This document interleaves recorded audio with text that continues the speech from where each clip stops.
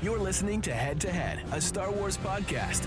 Two fans, two generations, all things Star Wars begins now. All right, well, hello everybody. Welcome to Head, a Star Wars podcast on a Sunday. Once again, we were stuck doing this on a Sunday. Of course, we always try to do this Monday and Friday, right? Monday at 8, Friday at 11. Didn't work out this time, but we didn't want to do a pre-record, so here we are. Once again, just like last week, although quite a bit earlier. So, I mean, hey, we try to keep it interesting, right? We're always moving, so see if you guys can catch up. It's like the forest, man.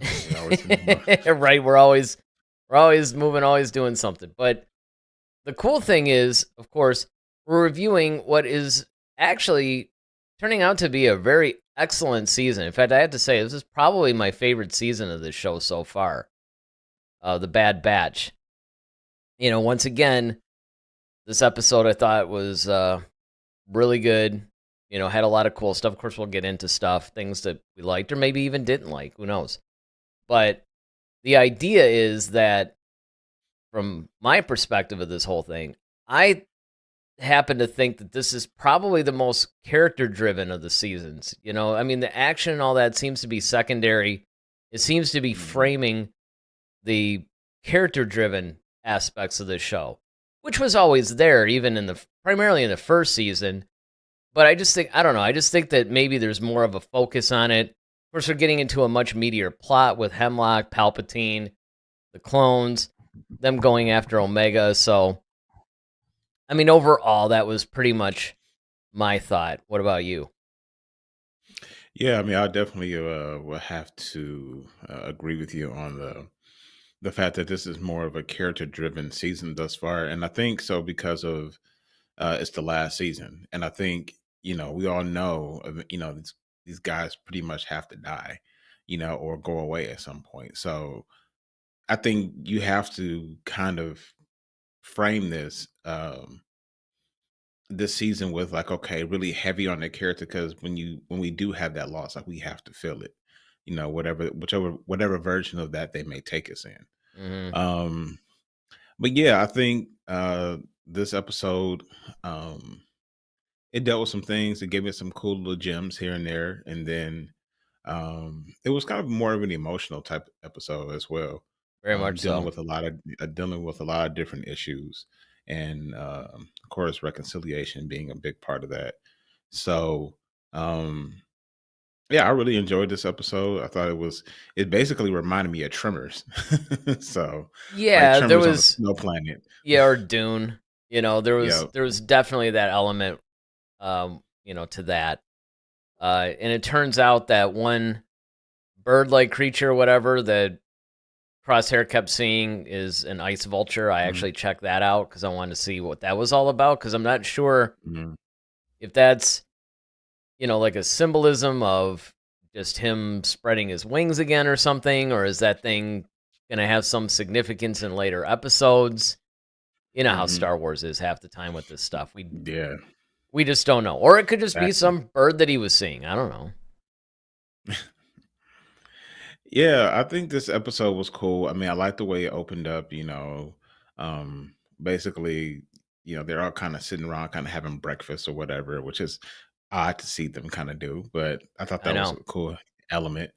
But then, you got Crosshair out there, he's not with the rest of them. He still has that loner mentality of, okay, you guys are your own thing over here. But he's really working on trying to get his marksmanship back to the way it used to be.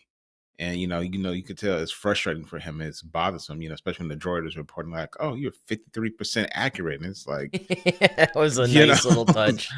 it's just like, man, like how far the mighty have fallen. Hmm. Um, and then he's got that whole hand thing, almost like it's a weird Parkinson's thing. And I wonder if they're really going to address like what that is. Like, is that something that happened because while he was being, maybe tortured while he was in the hands of the Empire, or is it like a defect in their mutation? Because remember, like they're basically like mutated clones. So you know, is that like a byproduct of something um that's going on?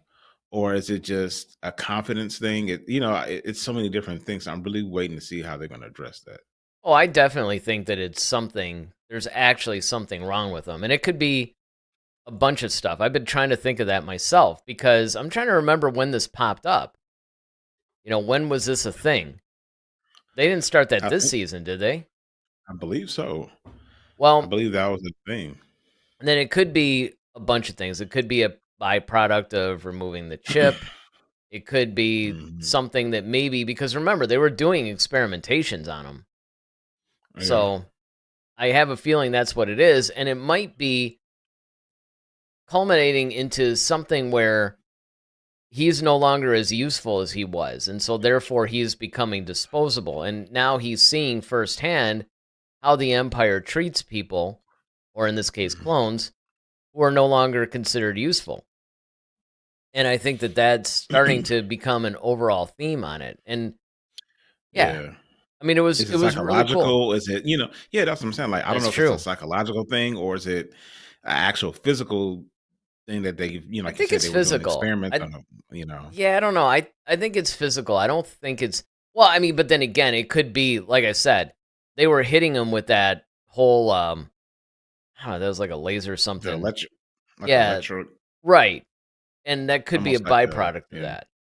That's what I'm thinking anyway. But I mean, going into that, it was nice to see that. It was nice to see him having to deal with his weakness. But then again, when Omega joins him, I thought that little moment was really cool about, how he's more or less teaching her what's involved in being a sniper. And, Hmm. just once again, it was that other bonding moment between the two of them, which I've said this before. I'll probably say this again periodically, depending on the points that we're making, but I can watch a whole series on just those two.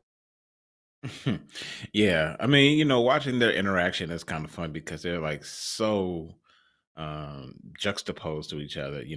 Omega's this bright, sprightly, Mm-hmm. energetic, full of life. It's all about positivity and like good vibes essentially. And you know, Crosshair's like Batman. He's more quiet and brooding, and he's just kind of like to himself. He's kind of like he's like single focused. Just he just wants to do his thing and that's it. Ain't no more, no less. Um, so I think the varying differences in their personalities make for good comedy, but also good drama and a lot of emotional content. That could actually be what it is I'm picking up on, because that is true. They have completely different outlooks and just personalities and everything else. And it could be just the juxtaposition of the two of them together. Because you think about it, they are the most unlikely pair Exactly. between any of them. And they're also Yeah. the most Exactly. polar opposites, too. Yep. So Yep. I think that from that standpoint, just if they were to spin off and have, Crosshair and Omega or something as a series, I mean, Hmm. it would be probably the most fascinating thing to watch. But yeah, I don't know. I just think that it's nice that he's starting to share some things with her. She, of course, is sharing some things with him.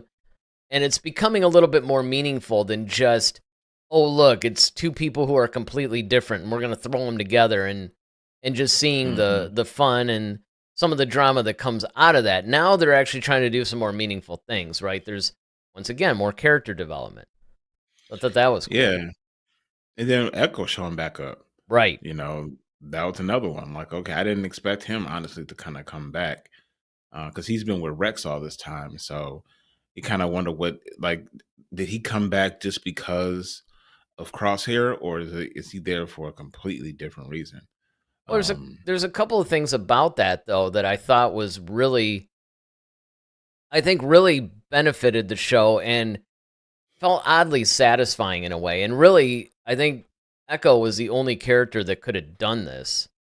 Maybe Sid, but Echo's the one that really knows this, right? Is that first thing he did was he's bringing Wrecker and Hunter up to speed right now, because remember, they were in their own thing. So now they're finally mhm. caught up to everything that's going on with the whole cloning thing, and what's happening with Omega and all that. But of course, the other thing that I liked is that even with Echo, it's, he doesn't fully trust Crosshair either. No, no. And I the like thing that. is, yeah, and I think the whole reason why Echo kind of came back is, quite frankly, and they kind of skirted around it a little bit. They addressed it, but they didn't, and that was like the loss of Tech. Yeah. And that was kind of a quiet moment, like where they were like, well, this would have been easy if Tech was around. Everybody was just kind of like, yeah, and it's just and kind of like that, if only Tech were here type thing, and Right. because they're trying to, break into this whole data pad to find out more information about Tantus and what's going on out there.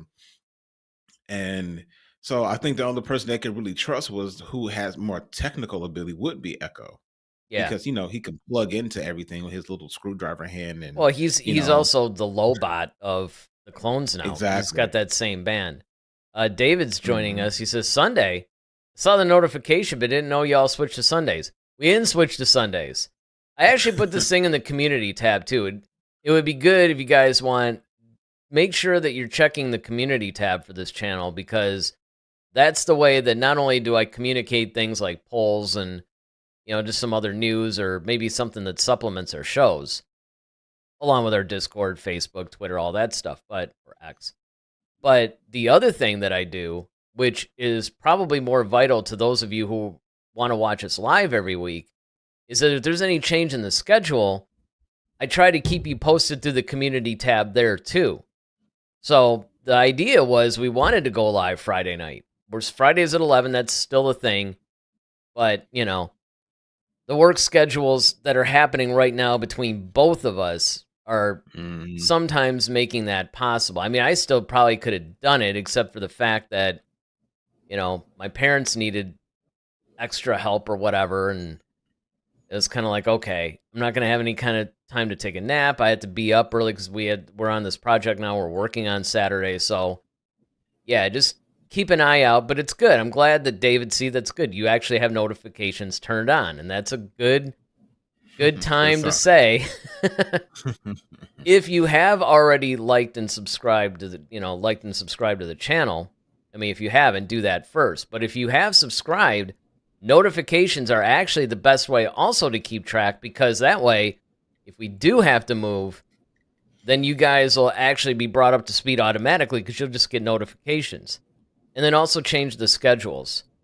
And David, he's like, I'm not opposed to this time. Not bad. I mean, yeah, honestly, the only problem with it is that, tomorrow is our next live show. So, Right. yeah, I mean, Sundays are actually not a bad day, and yeah, Fridays at 11, we'll see. It's surprising how many people actually watch us that late. I was surprised. We were actually all prepared to move it back to like 8 or 9 or something, but we put a poll up, and the majority of people were like, no, stay Friday at 11. And it does make sense, because that way, people, maybe they work late, maybe they're going out, and they can do things, and then when they come home, they can just sit and unwind and just watch us.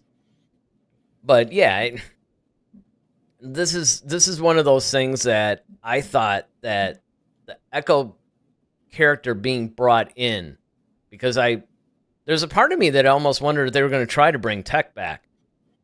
Like, oh, I'm not really dead. Star Wars is notorious for doing that, right? So Right. I thought, there might be a chance that they might do that, but they didn't. And I thought that was also a wise decision. And like you said, him being the most Tech-like of all the characters, it just makes perfect sense. But I love the fact that Hunter and Wrecker are now brought up to speed. Crosshair had his chance to say what he needed to say as far as the mission and, how things were going or whatever. So I just thought that it was a really nice way of putting all the characters back on the same page, at least from a mission standpoint. Yeah, I mean, of course, there's the apprehension that they all have towards Crosshair, like, are you really on our side? Are you, that type of thing. And they're trying to move forward. They're trying to, in some ways let bygones be bygones, and, let's just, get this taken care of. And so then there is one point that I thought that was so there's a part that bothered me, but then at the same time they kind of almost made me forget about it because there was some like comedy right after it. But it bothers me that like they just listen to Omega all the time. And it's just like, okay, like, and Crosshair even pointed out, like, well, look, you're still a kid. You know, we just got you back and you're trying to run off and do all this crazy, this adventure stuff. And she's like, but I am older than you, little brother. So I thought that was kind of funny and interesting because I had no idea Omega was older than them. Oh, yeah. But the thing is, and it's weird because like they're physically older and, obviously adults, but technically she's older, but still hasn't because she's not altered. So she has a slower growth rate. So that's a funny dynamic. It's almost kind of like when people have like aunts or uncles that are younger than them. Or Oh, yeah. like that, yeah. Yeah, I know. It's kind of like, right. what? This is your Uncle Charlie and he's like 5 years old and you're like 30. Yeah, that kind of thing. Yeah, exactly. Right. Exactly. Yeah. No, but you know what's funny about that though? It's funny that we're both targeting some of the same scenes, but different reasons. So at first, yeah, I understand. It's just that in this case, I think it somewhat makes sense because Omega's the one that actually has the most complete picture as to what's going on for the most part. But what actually made me love this whole thing was I really like Crosshair's concern for her. That he was like, no, I don't want you to. Because, the other guys were like, all right, yeah, let's suit up, let's go, because again, they were used to her by this time being one of the guys almost. And, they try to look out for her a little bit, but obviously since the beginning of the season, they pretty much have let her go on all the missions, take on a pretty more or less equal share of the load. So from Wrecker and Hunter's perspective, it's just another mission. Crosshair's kind of like thinking back to when, she was a kid and the dynamic that they had the last time he was part of the team.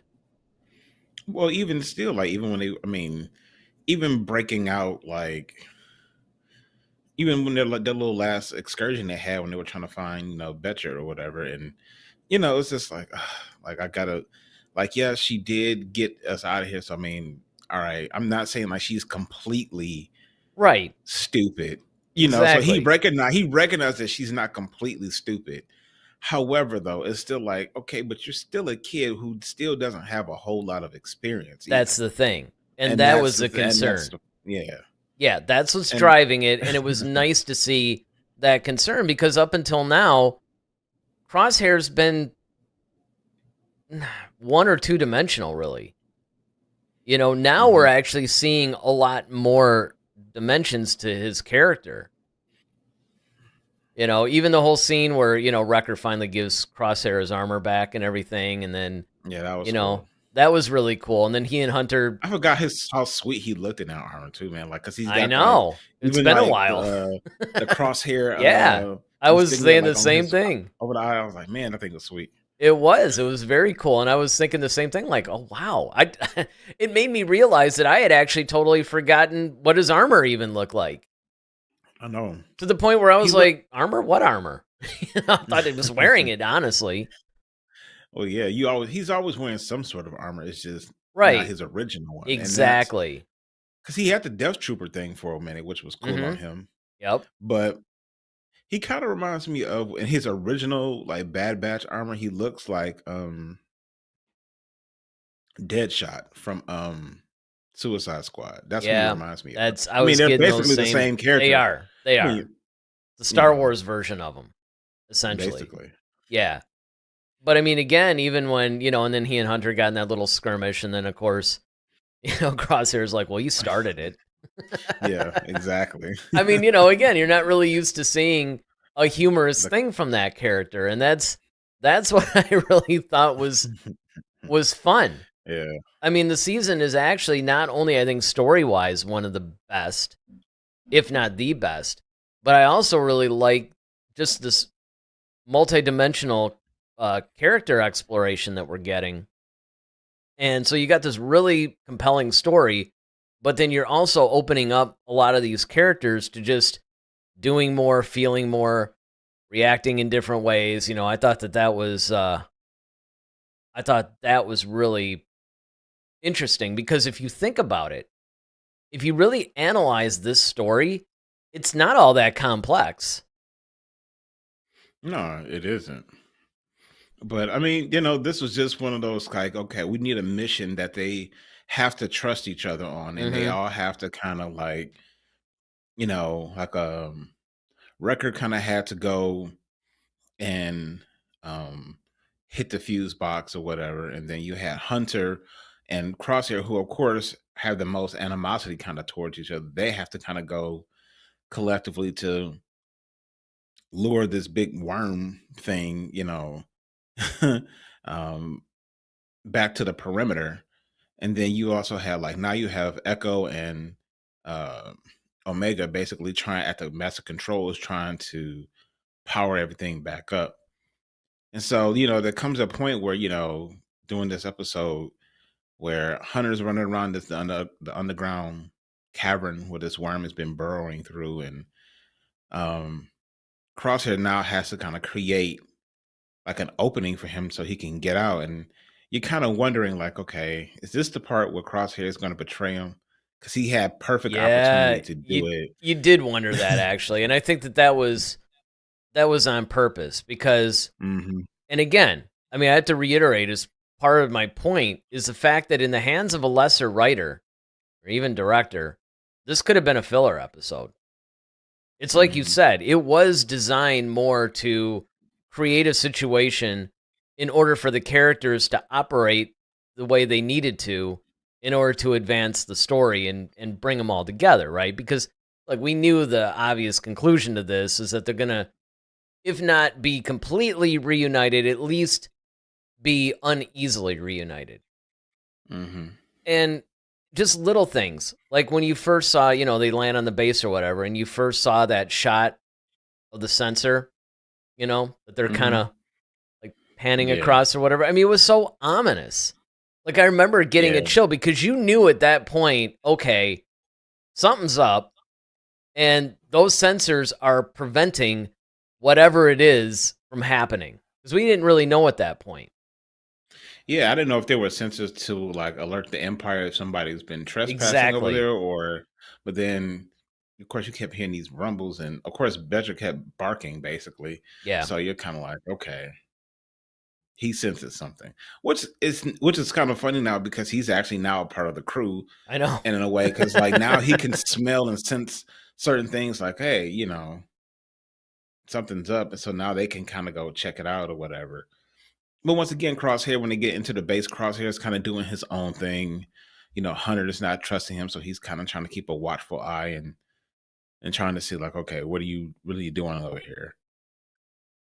And of course, you really can't sneak up on Crosshair because he's super, as he mentioned when he was talking to Omega, is like you always have to be aware of your surroundings and things that's going on around you. So he always knows where, when he's being watched, and which is cool. Mhm. So I mean, just the dynamic between Hunter and Crosshair, but what everything kind of comes to a head though is like, okay, Hunter finally asked the question, like, okay, why did the Empire get rid of you? We know how good you are, so you'll be an asset to them.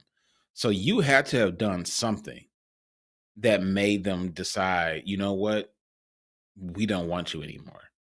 So what was it? And he's been kind of holding it back, and then he finally kind of, relinquished on that and told him like, well, look, I killed a commanding officer. He's like, yeah, so I betrayed them because they betrayed me. It was just one of those types of things. And Hunter was kind of like, okay, you know, I respect you in a way, but at the same time, it's kind of like, well, I understand why you had to do it. He said, look, I just thought I was just doing what was right, what I was supposed to do. And, when you have misinformation, sometimes when you finally do come to that conclusion that the information or the intel that you received is wrong, you try to make amends for that. Well, it also depends on, how you handle it. I mean, because there was a lot of things that I thought were nice about the whole Crosshair Hunter thing. Because number one, you knew where they were going with this. That part was understood from the very beginning. You knew they were Mhm. building up to this point. You knew this episode was probably going to be the one to do it. What you didn't know is how they were going to do it. And once again, while this episode also could have been a filler episode, it also could have been full of cliches from a storytelling perspective. Mhm. Usually in episodes like this, the hands of a lesser writer and or director, you basically just have everything. I mean, in The Rise of Skywalker is a perfect example of this, is that everything just happens very quickly. The pacing is Right. just lightning speed. It's like, okay, well, I was betrayed. Oh, well, that was too bad. Okay, we'll be friends again. And then they move on, right? But it wasn't. There were a lot of Mhm. times where they were uneasy. They were not exactly trusting each other, but they also knew they had to work together to accomplish this mission. There were times, like you said, that we thought that, okay, this is it. This is where Crosshair is going to betray him or whatever, but of course he doesn't. There's this whole thing, and of course it finally culminates into that exchange that you were talking about, where they have a little bit of a heart-to-heart in a way. And I thought that Yeah. was cool. And of course, all of this was packaged in a spectacular action sequence. Because first of all, that worm that they had, that could have been derivative. I mean, I guess it kind of was the Dune or Tremors worm, but I mean, there's only so many things you can do with a creature like this, right? But I thought that it was still different enough that it didn't feel as derivative. And it was a different kind of a thing for them. You can also think of it as a nod to the Krayt Dragon scene in The Mandalorian, too.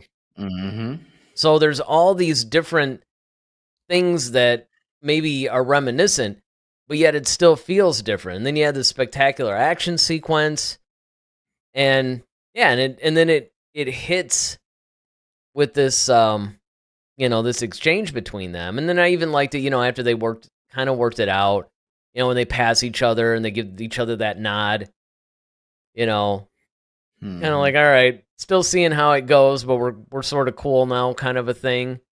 Yeah. I thought that was really nice too. Yeah, I love the fact that you talked about Crosshair and them pulling back different layers for him. And one of the things I love is like the comedic aspect, but it's kind of like that, like sarcastic humor that he Mm-hmm. has. Because I forgot what he said, but it was basically like right after they killed the little worm thing, and Hunter was yelling at him about something like, "Hey man, you almost could." He's like, "But I did," or something. I forgot something he said, but it was like, That's right. Yeah, I can't so remember the I exact wasn't line aiming either. for that, or something like that. It's like, oh, I just took the shot or whatever. So it was something, Mm-hmm. and it was this like he just kind of has this whole nonchalant response to Hunter, and it was just hilarious. But I would definitely say that yeah, Crosshair is starting to become the K2SO of this group, yeah, I because can he see has a that. very similar sense of humor, and he, there's a little bit of that Hmm. disposition too, kind of ominous, but we see that he can be somewhat funny, and yeah, I just He was thought, always honestly out of the Bad Batch. He's always been my favorite. Like that was always I always gravitated to Crosshair in the beginning just because. But then again, you know me, I like brooding people. Like those people, and because they're usually the more sensible people, and they're usually more direct. And but then they have this kind of everyone's an idiot type of mentality, and that sarcasm always makes me laugh. But um, yeah, see, that's but yeah. why he would normally Mhm. be my favorite, except for the fact that Tech was there, because Oh yeah. he sort of to me was like a good balance between the two, right? Because he was the same kind of guy. He was very sarcastic. He was very, you know, when they wanted to do something stupid, he was pointing it out.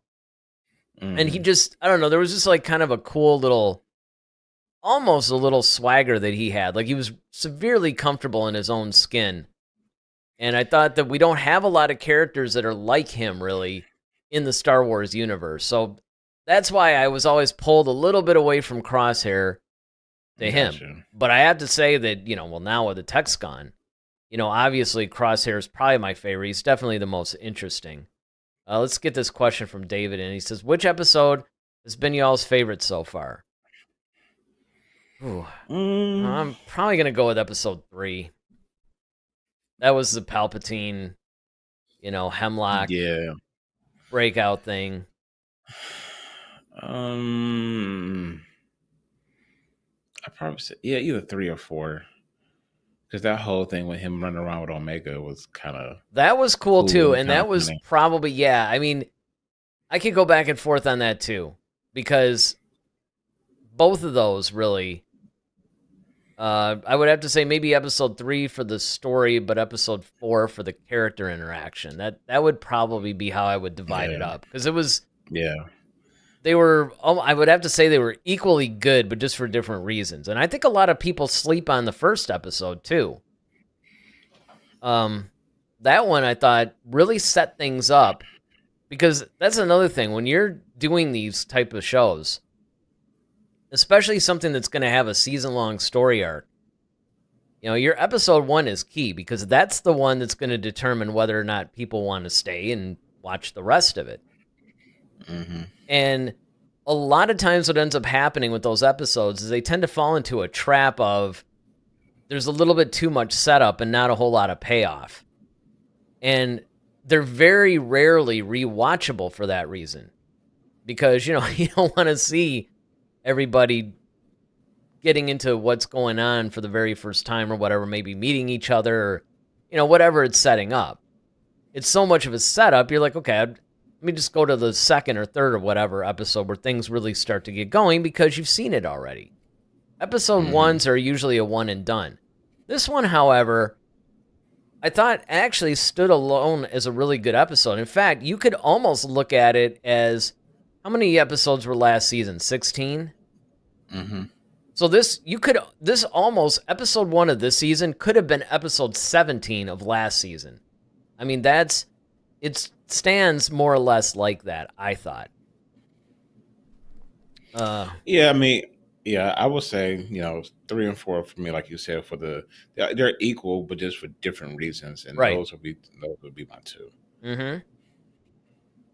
But I mean, as far as this episode, now that we've reached the end of this one, which I also thought, by the way, that when they reunited with Crosshair once again, it wasn't cliche. Everything wasn't okay. Right. It's sort of okay. Yeah, they're at the point now where it's like, okay, I'm open to listening to you now. Right. It's kind of like, okay, I'll listen to you. You're kind of back in, but we're not super cool friends yet. We're not there. Reminds me of that Frasier episode where it's like, are we okay? No, but we will be. We'll be. Exactly. Because that was another one of those unexpected things, too, because usually, particularly in a sitcom, you're used to things just resolving at the end. And, of course, you look at, what happens both in that episode of Frasier and this episode, and you're kind of like, okay, it would be a little bit unnatural if everything was just like, all right. Yeah, exactly. So I like the fact that they didn't handle this once again in a really cliche way. But the question becomes, now what do you want to see? What do you want to see from the next episode or next couple episodes? Of course, I want to see what Hemlock, see what more about Necromancer, see what's going on with that. I want them to address Crosshair, this little Parkinson thing he has going on. And then I guess, because I think they're kind of tied together, because they're trying to figure out right now. They're just trying to figure out what's going on Tantus, and that's linked to Necromancer. Right. So I think that's kind of like the evolution. I think that's going to be what this season, honestly, is going to be about, is trying to keep Omega safe and, this whole Project Necromancer. So I'm really just kind of interested to see. I wanted to go if we're going to have any more Palpatine episodes where he's going to explain some things. I think so. Just maybe not in the next one or two. Not in the next one. So, but I'm just saying, like, well, he could maybe. The only reason why I say that is there's like, what, 15, 16 episodes of this season. I mean, yeah, granted, this episode puts us a third. Yeah, it is 15, right?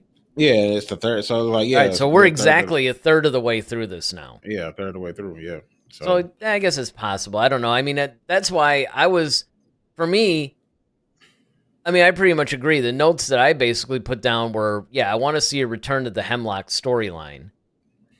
I don't necessarily need to see anything specific in it. I just need to return to that storyline. I think they're going to do something with, what's her face, Carr. Oh, definitely. Carr. They're totally setting that up. I mean, the reveal that she was a clone just like Omega, she made it fact that, like, it's a female, not just a clone, but a female clone. Right.